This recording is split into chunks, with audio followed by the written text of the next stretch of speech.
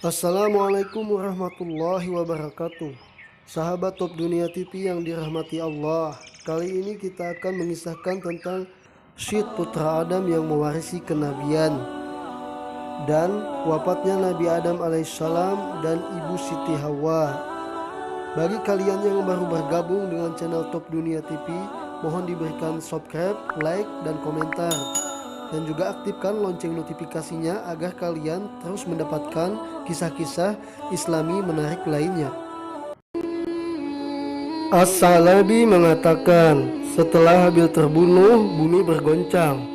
Itulah guncangan yang pertama terjadi di muka bumi. Di waktu itu bumi bergoncang sebanyak 7 kali hingga 7 hari sejak terbunuhnya Habil. Pada saat itu terjadi gerhana matahari. Itulah gerhana matahari pertama yang terjadi di dunia. As-Salabi menambahkan, setelah Habil terbunuh, dalam beberapa jenis pohon tumbuh duri. Rasa buah-buahan berubah dan rasa air ada yang menjadi asin.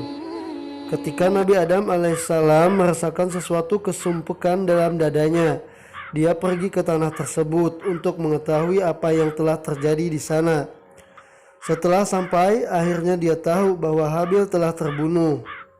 Kabil yang takut bertemu dengan Nabi Adam alaihissalam akhirnya kabur melarikan diri dengan saudara kembarnya Iklima dan berpindah ke tempat lain. Karena kematian Habil, Nabi Adam alaihissalam dan Siti Hawa diliputi kesedihan yang sangat mendalam hingga bertahun-tahun. Dan sehingga Allah memberinya ganti dengan memberi karunia seorang anak sebagai pengganti Habil yang diberi nama Syed, yang bermakna hibatullah atau karunia Allah. Syed memiliki sifat yang sama dengan Habil, dan Syed ini diceritakan terlahir tunggal. Dia tidak memiliki kembaran. Beliau memiliki kelebihan dari segi keilmuan, kecerdasan, ketakwaan, dan kepatuhan dibanding anak-anak Nabi Adam alaihissalam yang lainnya. Beliau sangat dekat dengan Nabi Adam alaihissalam. Beliau belajar dari ayahnya sehingga bisa mengingatkan saudara-saudara, keponakan-keponakannya, dan lainnya.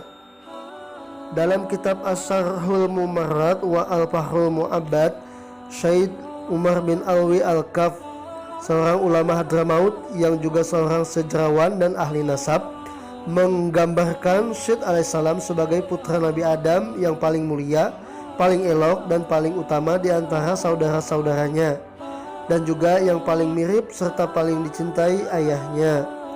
As-Suyuti mengisahkan dalam Al-Hawi Lil Fatawi, sebelum wafat Nabi Adam alaihissalam memanggil sang putra dan mewasiatinya, "Wahai anakku, sesungguhnya Allah telah mengambil perjanjian kepadamu untuk senantiasa menjaga keagungan nur ini yang telah diletakkan dalam dirimu.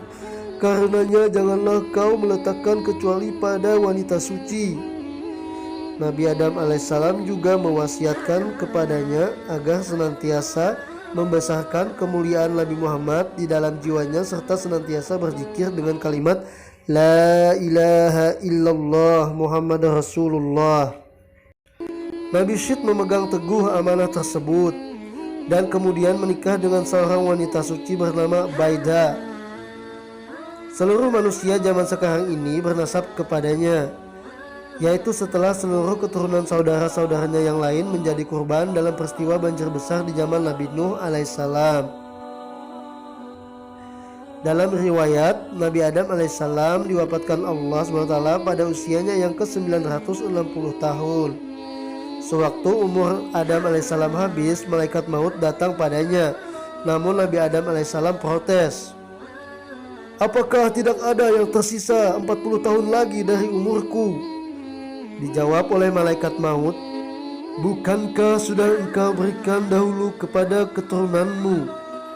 Keturunan Nabi Adam alaihissalam yang dimaksud ialah Nabi Daud alaihissalam.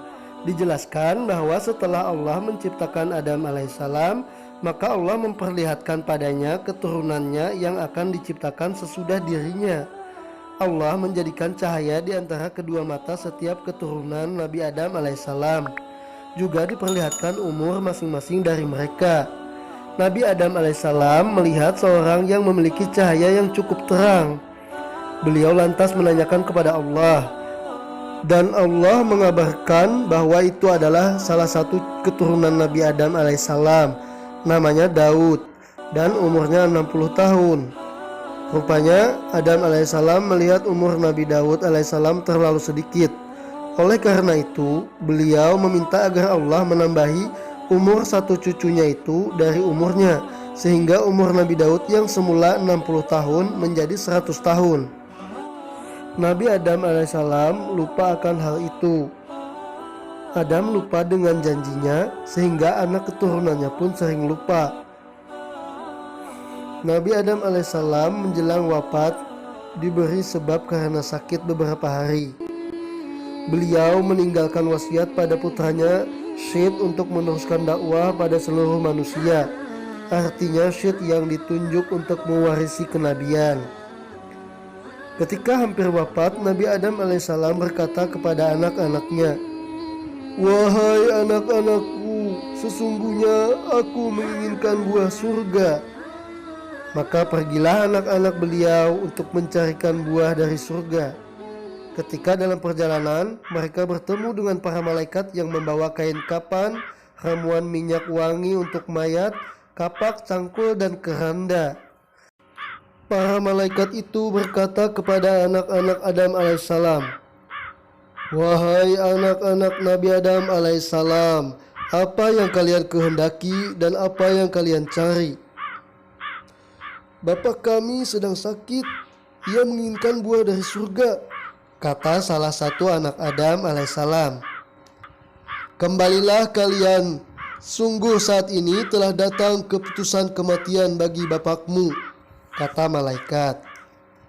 Sesaat kemudian malaikat sudah tiba mendatangi Nabi Adam alaihissalam. Ketika mereka tiba di rumah, Siti Hawa terkejut sesaat sebelum akhirnya mengerti maksud kedatangan malaikat tersebut. "Wahai Adam, minta tangguhlah kematianmu," kata ibu Hawa. "Pergilah engkau dariku, sungguh aku diciptakan sebelummu, biarkan nyawaku dicabut oleh malaikat Rabbku," kata Nabi Adam alaihissalam. Malaikat mencabut nyawa Nabi Adam alaihissalam pada hari Jumat. Para malaikat memandikannya, mengafani, mengolesi ramuan minyak wangi, serta menggali liang kubur untuk Nabi Adam alaihissalam. Selanjutnya mereka menyalati lalu memasukkannya ke liang lahat. Para malaikat juga meratakan tanah kuburnya. Lalu para malaikat berkata, "Wahai anak Adam, inilah tuntunan bagi kalian pada orang mati di antara kalian." Berselang 1 tahun ataupun lebih, akhirnya Ibu Siti Hawa pun wafat. Dengan demikian wafatlah 2 orang mulia yang pernah hidup di surga sebelum diturunkan ke bumi. Demikianlah kisah kelahiran Nabi Syed alaihissalam dan juga kisah wafatnya Nabi Adam alaihissalam dan juga Ibu Siti Hawa. Wallahu a'lam bisawab. Hanya Allah lah yang lebih mengetahui tentang peristiwa tersebut sebenarnya. Semoga kita dapat mengambil hikmah dan manfaat dari kisah tersebut. Amin ya rabbal alamin. Insya Allah kita lanjutkan di lain waktu. Salah dan khilaf mohon dimaafkan. Mohon berikan kritik ataupun saran di kolom komentar. Wabillahi taufik wal hidayah. Wassalamualaikum warahmatullahi wabarakatuh.